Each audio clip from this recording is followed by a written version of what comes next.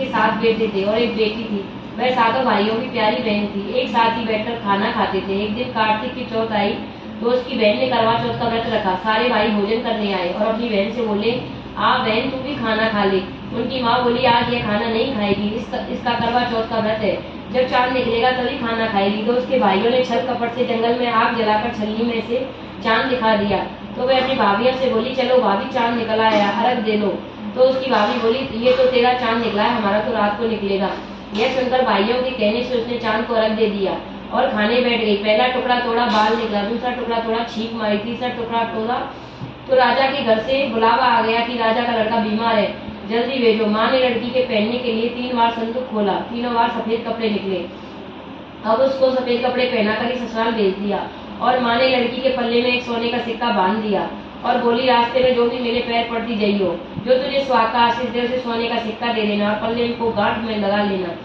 अब उसे रास्ते में जो कोई भी मिला सबके पैर पड़ी, पर किसी ने भी सुहाग का आशीर्वाद नहीं दिया। अब वह ससुराल में आई तो दरवाजे पर छोटी ननद खड़ी थी। वह उसके पैर पड़ी तो ननद बोली, सीली हो, सपुत्री हो, 7 बेटों की माँ हो, मेरे भाई को सुख देख। अब उसने सोने का सिक्का ननद को देकर पल्ले को गांठ मार ली। उसके बाद वह अंदर आई। आकर देखा उसका पति मरा पड़ा है। अब वह उसे लेकर एक कोठरी में पड़ी रही। 1 साल तक उसकी सेवा करी। उसकी सास बांदी के हाथ बची कुची रोटी भेज देती। इस प्रकार उसे अपने पति की सेवा करते करते 1 साल हो गया।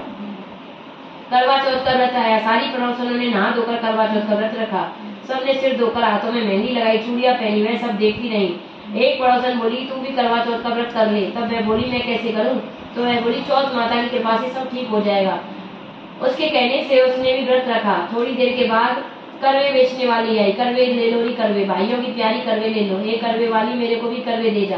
वह कहने लगी, मेरी दूसरी बहन आएगी तो वह तेरे को करवे देगी। दूसरी आई, करवे ले लो री करवे, भाइयों की प्यारी करवे ले लो। एक करवे वाली, मेरे को करवे दे जा। वह बोली, मेरी तीसरी बहन आएगी तब करवे देगी। इस तरह 5 बहन आकर चली गई, पर किसी ने भी करवे नहीं दिए।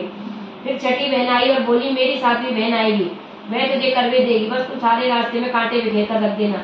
जब वह खूब चिल्लाती हुई आएगी तो उसके पैर में कांटा चुभ जाएगा।